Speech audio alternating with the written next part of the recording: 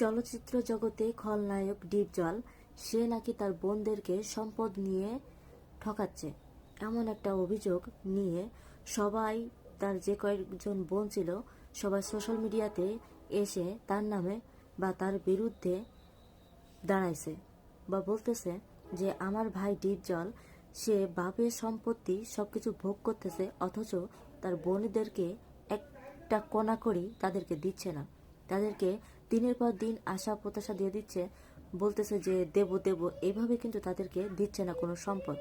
আবার কোনো বোন যদি তার প্রতিবাদ করে, তখনই তার বোনদেরকে বলে তোর যদি ভালোভাবে থাকতে চাস, যদি স্বামীকে না হারাতে চাস, তাহলে তোরা চুপ করে থাক। এই বিরুদ্ধে তারা আর কোনো কথা বলতে চাচ্ছে না বা এই বিষয়ে কথা বলতে চাচ্ছে না। আর এইগুলো না মানতে পেরে এখন তারা সোশ্যাল মিডিয়াতে সবার সামনে এসে বলতেছে যে আমরা এটার বিচার চাই, সূক্ষ্ম বিচার চাই, আর আমাদের সম্পদ চাই।